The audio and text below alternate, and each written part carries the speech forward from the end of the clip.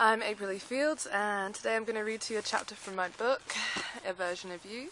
It's chapter 3, it's called Sweet Pennies. The boat swayed backwards and forwards against the uncertainty of the sea, and beneath the attentions of the afternoon sun, the monstrosity of a statuesque mermaid began to reveal herself upon the shores of my oar. The mermaid's dark silhouette hovered above me, casting shadows across my curiosity. Her stone skin shimmered in dreamy emerald glimmers, and with grotesque features she looked down upon me from a face that was cast with thunder. I departed the boat with an outward inquisition that landed with unsteady feet on the dock of Ch3.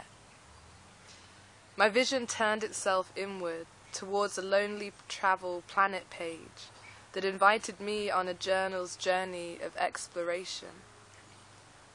Explanations of the titanic mermaid's existence stained the pages with the professional language of Times New Roman.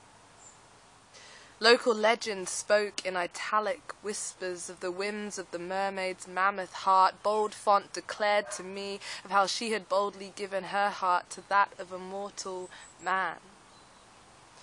I thumbed through pages that drew pictures out of language, creating imagery of whom the mermaid had saved from the ocean's deadly grasp, a man with whom she had fallen in love with, a man who in return saved his love to bestow not upon her, but upon that of a mortal woman. The shadow of the mermaid that the mermaid cast upon my face sprawled itself out across the pages like pornography. The truth of her lover's betrayal cooled her burning heart until her body had transformed into the stone that stood before me. She hovered in emerald green, extending a pointed finger that traced back to a snarled and unforgiving lips. And this mermaid is left guarding the shores with a face that looks as though it will never forget.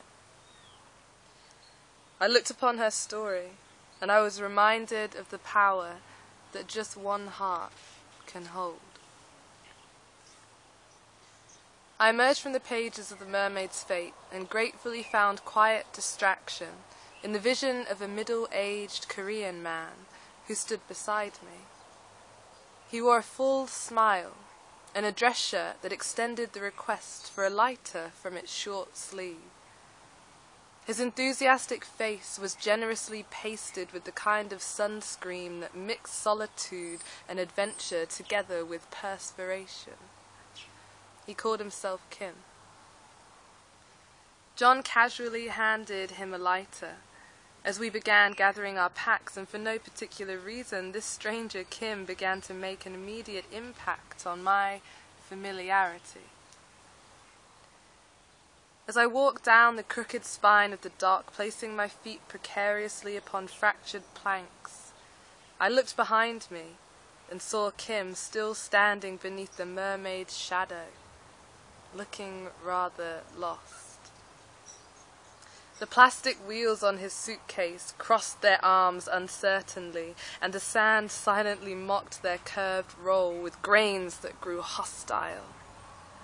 The sun threatened to transform Kim's dress shirt into salted liquid, and I could not help but to smile at his purity.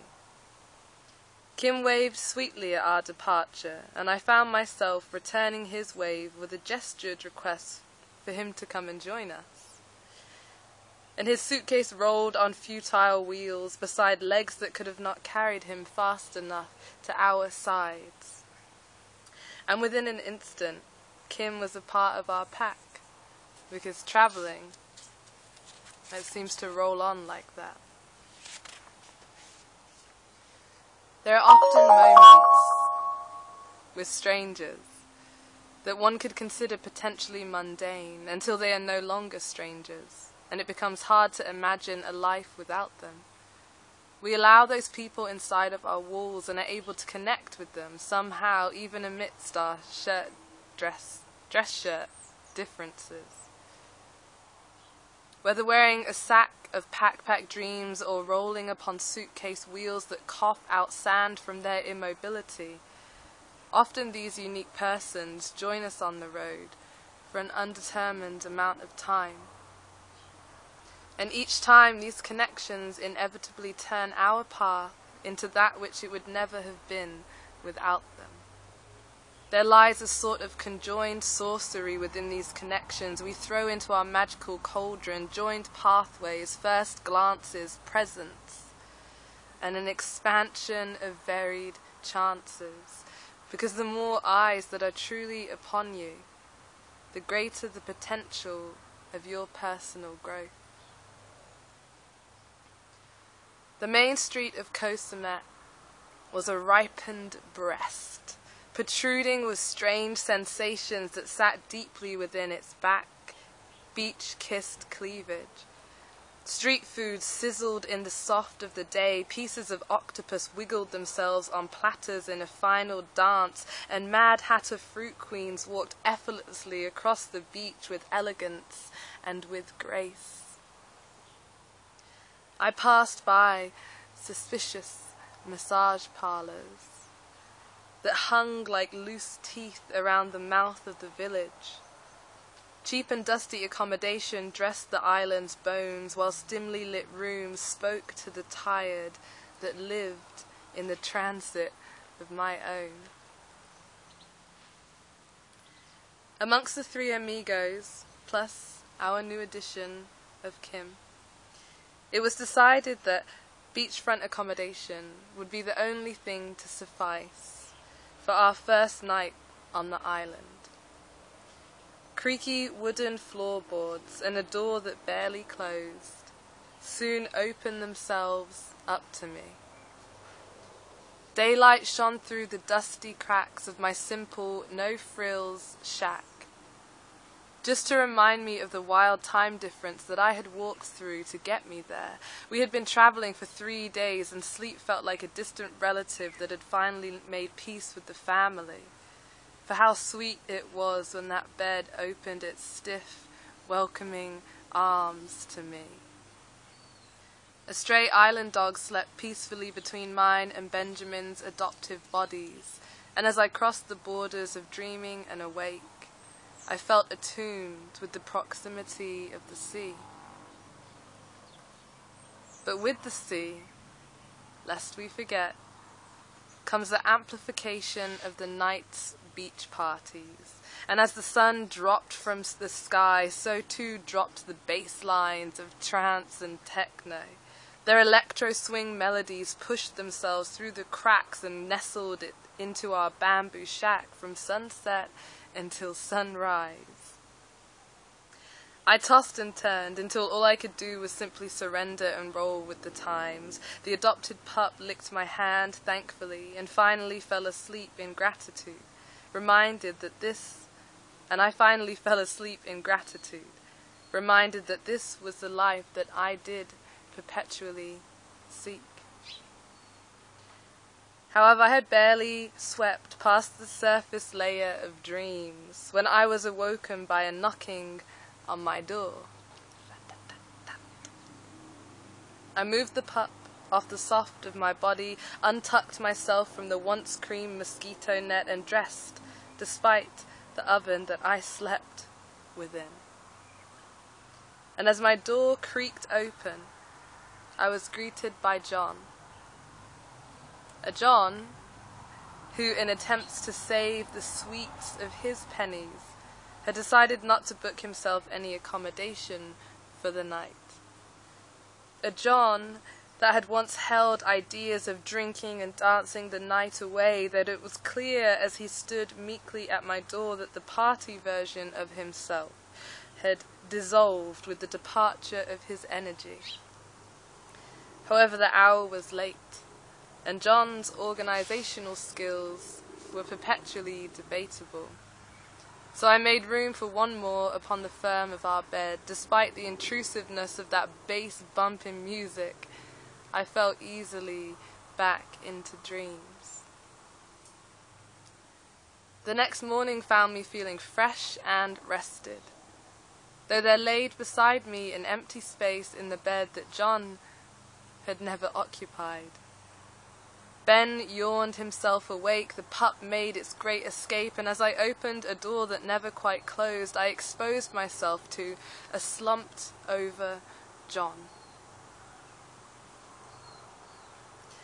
John sat outside on the wooden deck, folded over on himself with coy eyes that greeted me in an assumption of pleasantries.